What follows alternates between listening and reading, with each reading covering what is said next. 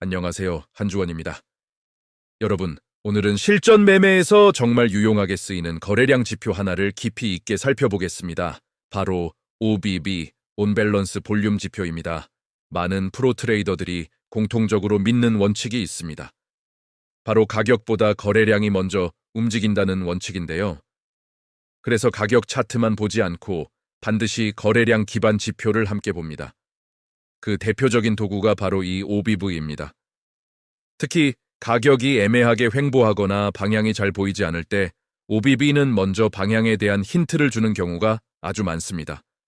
가능하시다면 지금 바로 차트를 하나 켜시고 거기에 OBV 지표도 함께 표시해 놓고 들어보세요. 훨씬 이해가 빠르실 겁니다. 실제 차트를 보면서 따라오시면 이게 바로 선행성이구나 하고 감이 바로 오실 거예요. 그럼 차분하게 시작해 보겠습니다. 먼저 OBV가 무엇인지 아주 쉽게 정리해 드릴게요. OBV는 1960년대에 조셉 그랜빌이 만든 지표입니다. 핵심 철학은 아주 단순합니다. 거래량은 가격보다 먼저 움직인다. 그래서 OBV는 매일의 거래량을 가격이 오른 날인지 내린 날인지에 따라 더하고 빼면서 계속 누적해서 만든 선입니다. 공식처럼 복잡하게 생각하실 필요 없어요. 쉽게 풀어서 말씀드리면 이렇게 계산합니다. 오늘 종가를 어제 종가와 비교해서요. 오늘 종가가 어제보다 높게 끝났으면 오늘 거래량을 기존 OBV 값에 더하고 오늘 종가가 어제보다 낮게 끝났으면 오늘 거래량을 기존 OBV 값에서 뺍니다. 만약 오늘 종가가 어제와 거의 같다면 OBV 값은 그대로 유지하고요. 이 과정을 매일 반복해서 거래량을 계속 누적해 그린 선이 바로 OBV 곡선입니다. 숫자 계산이 목적이 아니라 이 누적선의 방향과 흐름을 보는 것이 핵심입니다. OBV의 가장 큰 장점은 바로 선행성입니다. 가격은 아직 박스권에서 움직이고 있는데 OBV는 이미 위로 계속 올라가고 있는 경우가 있습니다. 또 반대로 가격은 신고가를 찍었는데 OBV는 이전 고점을 넘지 못하고 꺾이는 경우도 있죠. 이렇게 가격과 OBV가 서로 다르게 움직이는 현상을 다이버전스, 즉 불일치 신호라고 합니다. 이 불일치 구간이 큰 자금의 움직임을 먼저 보여주는 경우가 많습니다. 이제 실전에서 가장 많이 쓰는 OBV 패턴 4가지를 차례대로 설명드리겠습니다. 첫 번째, OBV가 먼저 상승하는 경우. 이건 가격 상승 신호입니다.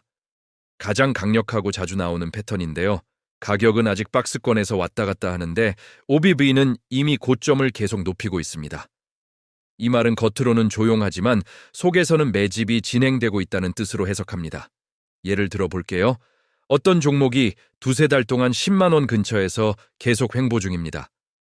가격은 거의 변하지 않았는데 OBV선은 최근 한 달 동안 고점이 계속 높아지고 있습니다.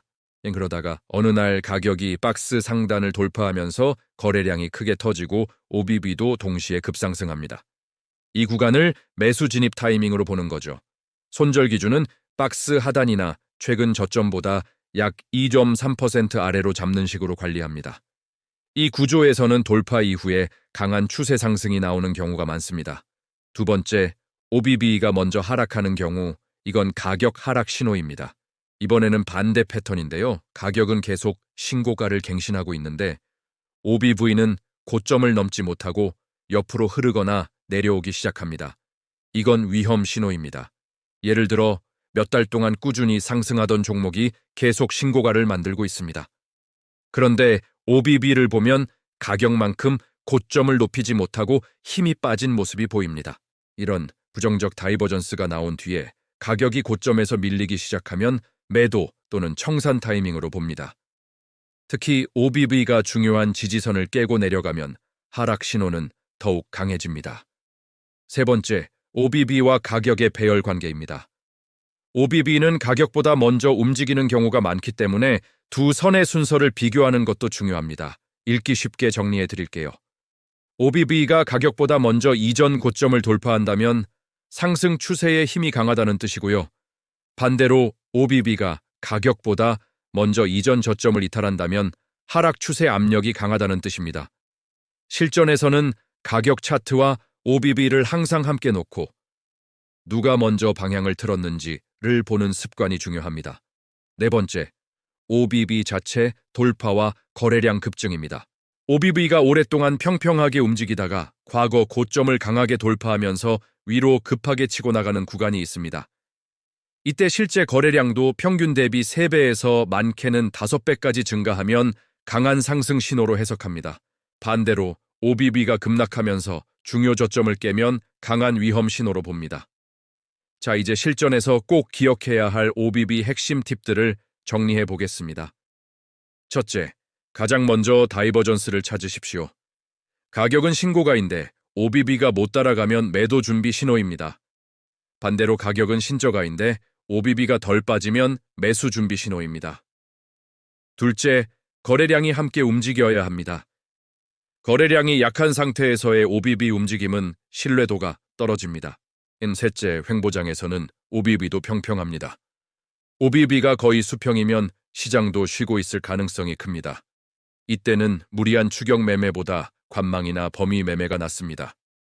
넷째, 다른 지표와 함께 쓰면 정확도가 올라갑니다.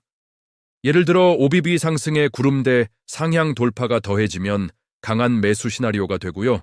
OBV 하락에 RSI 과매수 이탈이 나오면 매도 시나리오로 볼 수 있습니다. 또 OBV 급등에 볼린저 밴드 상단 돌파가 겹치면 단기 스윙 신호로 해석하는 식으로 조합해서 봅니다. 다섯째, 기간 설정은 매매 스타일에 맞추는 것이 좋습니다. 단기 스윙은 대략 10일에서 14일, 중기 관점은 20일에서 30일 정도를 기준으로 직접 테스트해 보시면 좋습니다. 여섯째, 백테스트와 복기가 매우 중요합니다. 자주 보는 종목에 OBV 다이버전스가 나왔던 구간, OBV 돌파가 나왔던 구간을 직접 표시하고 기록해 두시면 자기만의 기준이 생깁니다. 마무리 정리하겠습니다. 가격만 보면 놓치기 쉬운 큰 자금의 움직임을 OBV는 거래량을 통해 먼저 보여주는 경우가 많습니다. 그래서 추세의 초입과 분배 구간을 읽는 데 아주 강력한 도구가 됩니다. 지금 바로 차트에서 OBV를 켜시고 최근 종목 하나를 선택해서 가격 흐름과 OBV 흐름을 직접 비교해 보십시오. 선행하는 움직임이 보이기 시작하면 시장을 해석하는 것이 훨씬 쉬워집니다. 오늘도 끝까지 함께해 주셔서 감사합니다. 안정적인 매매와 좋은 흐름 이어가시길 바랍니다. 다음 강의에서 다시 뵙겠습니다. 감사합니다.